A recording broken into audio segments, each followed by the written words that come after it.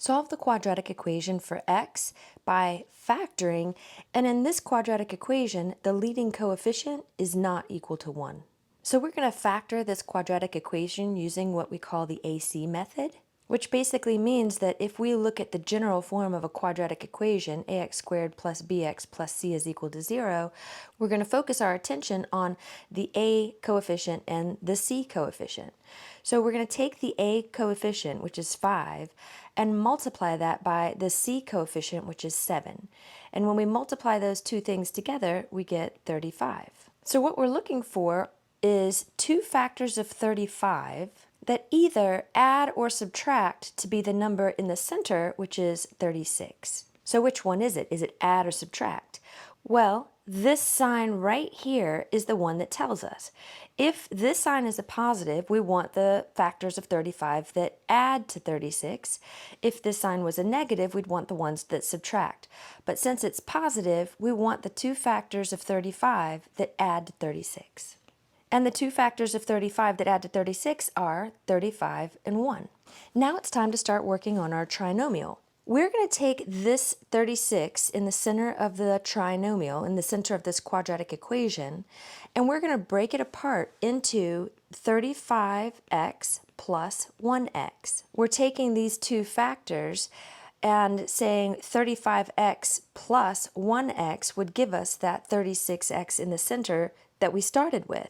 So essentially we're busting up this 36x into 35x plus x. But everything else stays the same, so we're going to bring down the 5x squared and we're going to bring down the 7. And of course, we're still equal to 0. And at this step, we're going to bring in a method of factoring, which is called factor by grouping, which means that we're going to group the first two terms together and factor out anything that they have in common, and also group together the second two terms. So if we look at these first two terms, we see that they both have a 5x in common, so let's factor out the 5x. When we factor 5x out of this first term, we get just x that remains, and when 5x is pulled out of 35x, we get 7. Now we bring down this plus that's in the center here. And in these second two terms, there are no common factors, so we just copy-paste the x plus 7 coming down here. But one thing that I'm going to do here is I'm going to wrap it up in parentheses and multiply it by 1 on the outside. When there's nothing that can be factored out of that second group, I find it beneficial to use a +1 placeholder out here. It makes the next step a little bit easier to see. Multiplying anything by 1 doesn't change it. Let's just put a ×1 on the outside for the moment. Now we have a large term here and a large term here that have a common factor of x plus 7.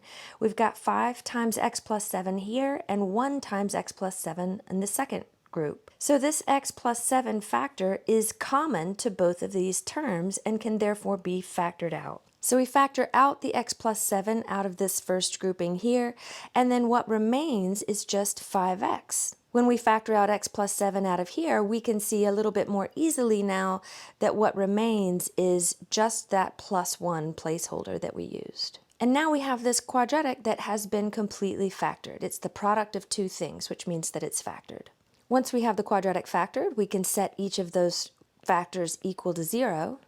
And then solve for x in each of them. This first one, we'll subtract 7 from both sides to get x is equal to -7. And in the second equation, we're going to subtract 1 from both sides to get 5x is equal to -1. And then we still need to divide both sides by 5 so that we end up with x is equal to -1/5. And so these are our two solutions to the quadratic equation. So let's try that again. In order to use that AC method, we're going to look at the A coefficient and the C coefficient, multiply both of those together, and in this case that's going to give us 72. And now we're looking for two factors of 72 that are either going to add to the center term or subtract to the center term. And it's this sign right here that tells me we want those two factors to subtract, not add. And the center term that we want to subtract to is -1. So the two factors of 72 that subtract to -1 are going to be 8 and 9. And if we want to get a negative out of that subtraction, we're going to need to have the 8 being positive and the 9 being negative. So now we're going to take this -1 center term and we're going to combine the 8 and the 9 in a way that gives us that -1x in the center. So we're going to say 8x minus 9x is what this center term is going to be broken up into. So we're just rewriting -x in terms of these two quantities. And then we just bring down the rest, 6x squared minus 12, and then equals 0 on the other side. And now we're going to factor by grouping, which means that we group the first two terms together and factor out anything that they have in common, and then group the second two terms together and do the same thing. 6x squared plus 8x have 2x in common, so we factor out that 2x. And when we factor 2x out of 6x squared, we get 3x. And when we factor 2x out of 8x, we get 4. So 3x plus 4 remains out of that first group. -9x minus 12 has -3 in common to both terms. -3 factored out of -9x is positive 3x, and -3 factored out of -12 is positive 4. So now we see we have two larger terms where I have 2x times this binomial and -3 times that same binomial. The binomial 3x plus 4 is common to both of these terms and can therefore be factored out.